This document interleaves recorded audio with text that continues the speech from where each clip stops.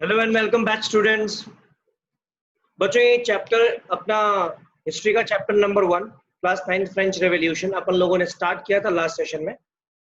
ठीक है, आज इसको अपन कंटिन्यू करेंगे। कंटिन्यू करने से पहले थोड़ा सा अपन लोग रिकॉल कर लेते हैं। ठीक है बच्चों, रिकॉल कर लेते हैं मतलब अपन ने इसके लास्ट जो स्लाइड थी अपन ने उसमें देखा था कि किस तरीके से पूरा जो फ्रेंच सोसाइटी है वो डिवाइडेड थी 3 स्टेट में। ठीक है, फर्स्ट एस्टेट आपका क्लर्जी, सेकंड एस्टेट आपका नोबिलिटी, थर्ड एस्टेट जो था वो फर्दर फिर 3 कैटेगरी में डिवाइडेड था। ठीक है, आपका बिजनेसमैन, कोर्ट ऑफिशियल्स, लॉयर्स, ये जितने भी लोग थे, ठीक है, वो सारे फर्स्ट कैटेगरी में थे, थर्ड एस्टेट की फर्स्ट कैटेगरी में। फिर आपका थर्ड एस्टेट का सेकंड कैटेगरी जिसमें small farmers, artisan, small peasants, ये सब लोग आते थे। थर्ड एस्टेट की जो थर्ड कैटेगरी थी वहां पे very small farmers, landless labourers, servants, जिनके पास बिल्कुल काम नहीं होता था ना, ये वो लोग होते। ठीक है, ये फ्रेंच की सोसाइटी थी, एक तरीके से ये पॉपुलेशन थी। इसके बारे में अपन लोगों ने अच्छे से डिस्कस किया था। तो आज इसको अपन बच्चों कंटिन्यू करेंगे। कंटिन्यू करने से पहले आप लोगों को मैंने बताया था कि जो क्लर्जी है या जो नोबिलिटी है, जो फर्स्ट एंड सेकंड स्टेट है, उनके पास प्रिविलेजेस है काफी ज्यादा।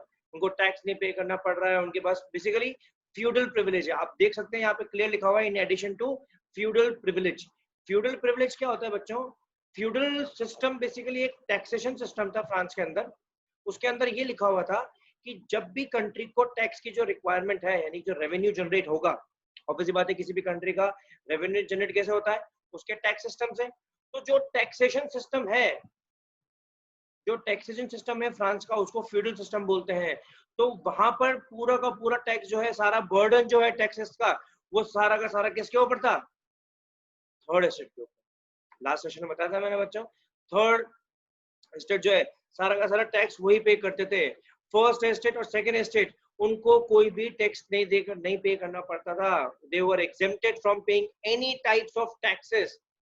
ठीक है, और जितना भी टैक्सेस था वो सारा का सारा थर्ड एस्टेट पे करते थे। अब टैक्सेस मैंने बच्चों जैसे कि लास्ट क्लास में लास्ट सेशन में बताया था कि दो तरह के टैक्स होते हैं अपने। एक होता है अपना टेथस, एक होता है अपना टैले। ठीक है, तो ये जो दो तरह के टैक्सेस हैं इसको मैं आपको बता देता हूँ। हाँ तो बच्चों ये जो दो तरह के टैक्सेस हैं इसके बारे में अपने को जान लेना है। एक तो था बच्चों टाइट, यस इसको अपन बोलते हैं टाइट, और एक को बोलते हैं अपन टेल। ठीक है, जो टाइट था वो बेसिकली एक टैक्स जो था वो चर्चेस के अंदर लिया जाता था। अगर कोई भी थर्ड एस्टेट का मेंबर है और वो चर्च के अंदर जाता है या चर्च से रिलेटेड कोई भी एक्टिविटीज होती है वहां पे, तो वो टैक्स उनको पे करना पड़ता था। और जो टेल था, ठीक है, वो बेसिकली एक डायरेक्ट और इनडायरेक्ट टैक्स था जो मेंबर्स, थर्ड एस्टेट के जो मेंबर्स थे वो सेकंड और फर्स्ट एस्टेट को देते थे। समझना बच्चों, जो टाइट था वो जो टैक्स था ये तो किसको पे हो रहा है? चर्चेस के अंदर जो चर्चेस की एक्टिविटीज हो रही हैं, चर्चेस में लोग जा रहे हैं, तो वहां पे ये टैक्स डिवाइड हो रहा है। ठीक है, लेकिन जो टाइल था वो टैक्स बेसिकली डायरेक्टली और इनडायरेक्ट वे में जो सेकंड और फर्स्ट एस्टेट के मेंबर्स हैं वो लोग इनको लेते थे। और उनको बदले में क्या मतलब, फॉर एग्जांपल मान लो कि अगर थर्ड एस्टेट के मेंबर को कुछ बेसिक नेसेसिटीज वाले आइटम चाहिए ताकि उनका सर्वाइवल हो सके, तो उन चीजों पे जो टैक्सेस लगता था वो था टैरिफ।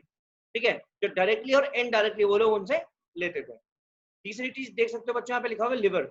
लिवर बेसिकली सिंपल सी बात है, उस टाइम पे फ्रांस की करेंसी थी, जैसे अपने इंडिया की रुपी बोलते हैं, उस टाइम पे फ्रांस की करेंसी को लिवर बोलते थे, बट वो 1794 के बाद डिसकंटिन्यू हो गया। आगे बढ़ते हैं बच्चों।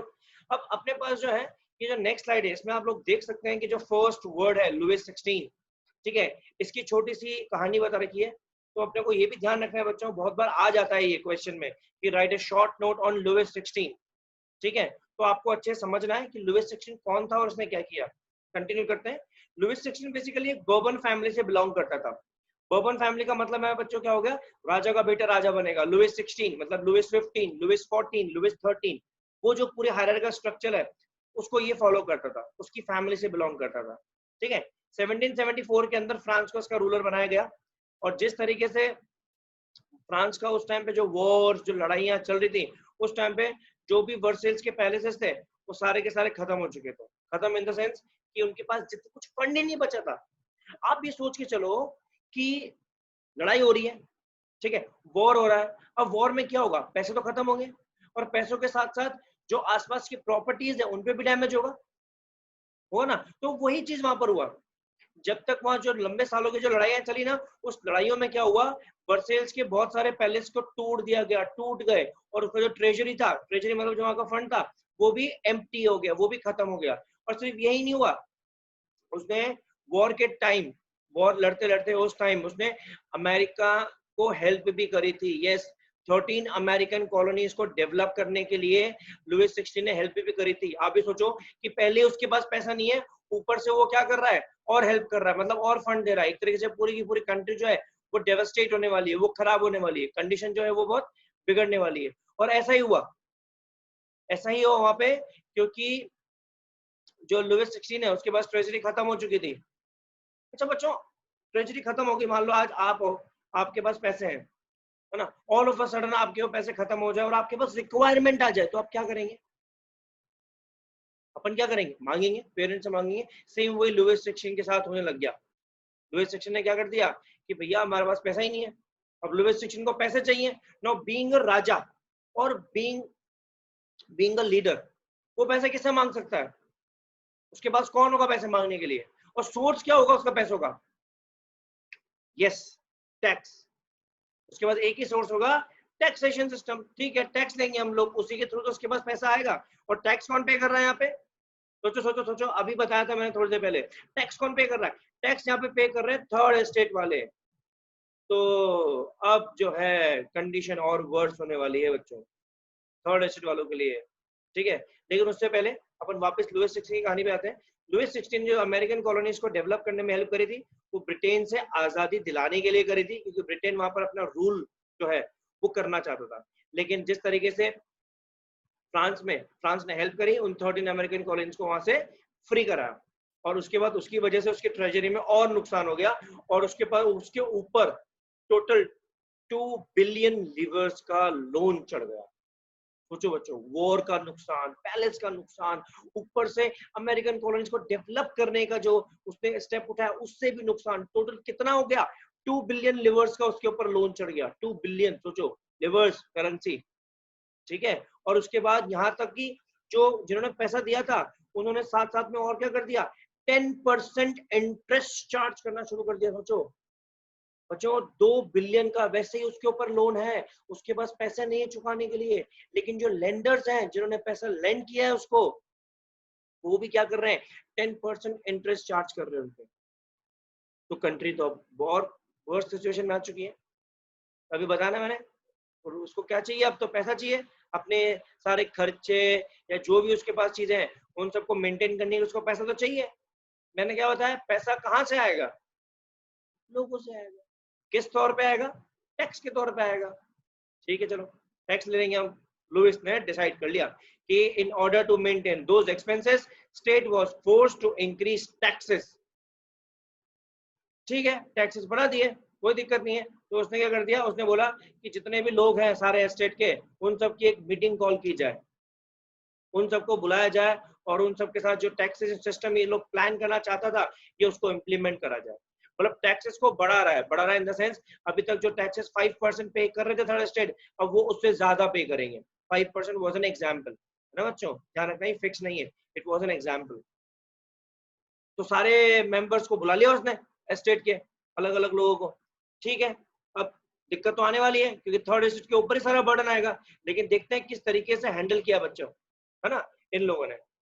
अब क्या हुआ, सबसे पहले वो टैक्सेशन से पहले अपन थोड़ी सी और स्टडी करते हैं कि जो थर्ड एस्टेट वाले हैं उनके साथ क्या कंडीशन चल रही है। अपन ने सबके बारे में पढ़ा, क्लर्जी नोबिलिटी को कोई दिक्कत नहीं है, प्रिविलेजेड में। ठीक है, अपन ने एक तो लुइस 16 की कहानी पढ़ी, और साथ में आज अपन इसकी देख रहे हैं कि जो अपने थर्ड एस्टेट के मेंबर्स थे उनके साथ क्या चीजें होती थी वहां पे। तो द स्ट्रगल टू सर्वाइव।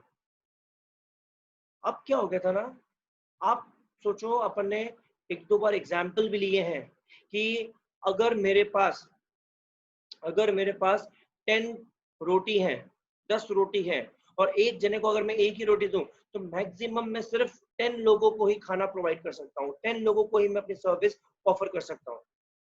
लेकिन मेरे पास 20 हो जाएंगे तो हाफ हाफ। लेकिन मेरे पास अगर वो मान लीजिए 50 हो गए, तो क्या मैं सबको खिला पाऊंगा?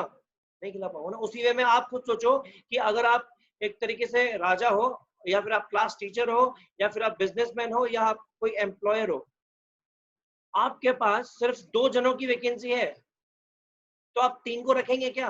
और 3 आ जाएंगे तो क्या होगा? आपकी कंपनी लॉस में चल जाएगी। उसी तरीके से यहाँ पर भी हो गया। 23 मिलियन जो 17-15 में लोग थे, वो 28 मिलियन हो गए 17-89 तक आते आते। मतलब 5 मिलियन लोग जो थे वो माइग्रेट हो गए। अब कंट्री जो थी, स्टेट जो था, वो प्रॉपर तरीके से प्रिपेयर तो था ही नहीं। कितने ज्यादा लोग बढ़ जाएंगे, और ज्यादा लोग बढ़ेंगे तो क्या होगा? ऑटोमेटिक डिमांड बढ़ेगी। डिमांड बढ़ेगी फूड की, तो फूड की शॉर्टेज हो जाएगी। फूड की शॉर्टेज हो जाएगी तो ऑटोमेटिक क्या हो जाएगा? बीमारियां। और उन बीमारियों से increase number of deaths, famine आ जाएगा, एपिडेमिक आ जाएगा, अलग अलग तरह के लोगों को बीमारी हो जाएगी। तो बच्चों यही हुआ, प्रोडक्शन ही नहीं हो रहा था फूड ग्रेन्स का। लोगों के पास क्रॉप्स ही नहीं थे, क्रॉप का प्रोडक्शन नहीं हो रहा, जो हो रहा है वो बहुत खराब हो रहा है, क्योंकि पॉपुलेशन इतनी ज्यादा हो चुकी है, तो अपने पास टाइम है नहीं प्रॉपर तरीके से। तो इसकी वजह से फूड की डिमांड बढ़ रही है, और फूड की डिमांड की बढ़ने की वजह से प्रॉपर शॉर्टेज, प्रॉपर सबको फूड मिल नहीं पा रहा है। ठीक है, तो जिनको नहीं मिल पा रहा है उनको बीमारियां लग रही है, या फिर वो भूखे पेट मर रहे हैं। और एक और पॉइंट क्या हो जाएगा इसका? सिंपल सी बात है, आज मान लो कि 10 जने हैं और मेरे पास जो फूड है वो सिर्फ 4 जनों के लिए, तो मैं जितनी मर्जी उतना महंगा बेचूंगा। इसका मतलब क्या हुआ? शॉर्टेज ऑफ फूड में प्राइसेस भी तो बढ़ गई। जो ब्रेड थी उस टाइम पे, जैसे अपने यहाँ पे रोटी क्या मानी जाती है? स्टेपल डाइट, स्टेपल फूड, आटा। उसी तरीके से वहां पे जो ब्रेड है वो स्टेपल डाइट में आती है। स्टेपल मतलब जो रेगुलर में अपने को चाहिए होती है ना? तो आगे जो स्टेपल डाइट है उसमें ब्रेड आती थी। अब इतना कम प्रोडक्शन, लोग ज्यादा, डिमांड ज्यादा, और क्वांटिटी कम, तो क्या होगा? प्राइसेस जो है वो बढ़ जाएंगी। लोगों की जो काम है, जो नौकरियां हैं, उसमें पैसा नहीं बढ़ रहा है, लेकिन जो प्राइसेस है वो बढ़ता जा रहा है। तो लोगों की जो रियल नीड्स है ना बच्चों, वही सेटिस्फाई नहीं हो रही थी। आप ये मान के चलो, रियल नीड्स मैंने बोला यहाँ पे, real needs and perceive needs, दो तरह की नीड्स होती है। ठीक है, रियल नीड्स क्या होती है? आई वांट, रियल नीड्स क्या होता है? आई एम हंग्री, मुझे भूख लगी है, that is my real need. मैं कुछ भी खा के अपनी हंगर को सेटिस्फाई कर सकता हूँ। परसीव नीड्स क्या होती है? I want a burger, I want a pizza. ये मेरा क्या हो गया? परसीव नीड्स, यानी मुझे पर्टिकुलरली ये आइटम चाहिए। ठीक है, तो ये चीजें बच्चों, ये जो था ना, ये बहुत प्रॉब्लम क्रिएट करने लगे बच्चों। क्योंकि क्या हो गया? जो गुड्स है उनकी प्राइस तो ऊपर जा रही है, लेकिन जो उनकी सैलरी है वो तो वहीं की वहीं है। आज मान लो उनका जो वेजेस है वो यहाँ पर है, उनका जो एक्सपेंस है वो यहाँ है, आराम से वो सेव कर सकते हैं। लेकिन ये बढ़ता बढ़ता बढ़ता बढ़ता बढ़ता जाएगा, तो एक तरह से क्या होगा? वेजेस कम लगने लगेगी और ये ऊपर जाता जाएगा, तो लोगों में फिर दिक्कत हो जाएगी, फिर उनके पास खाना नहीं होगा, फिर लड़ाइयाँ होंगी, फिर लोग मरेंगे। तो ये जो स्ट्रगल था ना बच्चों, ये बहुत ज्यादा नुकसानदायक रहा। और वहां पे इतना ज्यादा इसको लेके बढ़ गया था कि नंबर ऑफ डेथ जो है वो बढ़ते गए और बढ़ते गए। ये जो गैप था ना प्राइसेस का और इनके वेजेस का, ये कभी भी स्टेबल नहीं हो पाया। इसीलिए इनको क्या करना पड़ा? लड़ना पड़ा। और वो जो लड़ाई है, वो जो रेवोल्यूशन है जो उन्होंने लड़ा, वही रेवोल्यूशन अपन इस पूरे चैप्टर में देखने वाले हैं। यस, ठीक है बच्चों, इसीलिए ये जो टॉपिक है वो बहुत इंपॉर्टेंट है ना? आया बच्चों समझ में? ज्यादा लंबा नहीं खींचेंगे आज अपन इसको, आज इसको अपन यहीं पे खत्म करते हैं। जो नेक्स्ट सेशन होगा वो इसी स्लाइड से स्टार्ट करेंगे अपन, a growing middle class envisages and end to privileges to certain class. Yes, यहाँ से रेवोल्यूशन स्टार्ट हो रहा है। देखो, प्रिविलेजेस एंड हो रहे हैं, यहाँ से अपन पढ़ेंगे। यहाँ से अपने को इंपॉर्टेंट डेट्स है 4, वो मैं आपको बताऊंगा नेक्स्ट सेशन में, जो आपको याद रखनी है। ठीक है, तब तक के लिए आप इसमें यहाँ पे फिर समझें, यहाँ की कहानी आपको पता होनी चाहिए, क्योंकि आगे जो पढ़ेंगे अपन डायरेक्ट टर्मिनोलॉजीज यूज करेंगे। आपको क्लिक कर जाना चाहिए थर्ड एसेट, अच्छा बिग बिजनेसमैन, लेबरर्स, पीजेंट्स, वो सब, लुइस 16, अच्छा 1774, इस तरीके से आपको याद करना है कि वो एकदम से सेट हो जाए आपके माइंड में। ठीक है बच्चों, अपन उसको यहाँ पे एंड करते हैं आज के सेशन को। तब तक के लिए घर पे रहें, सुरक्षित रहें, बाहर ना निकले। ठीक है, बहुत जल्द मिलेंगे आपसे, और इसके नोट्स बनाएं और कंटिन्यू पढ़ते रहें। फिर मिलेंगे आपसे। बाय बाय बच्चे।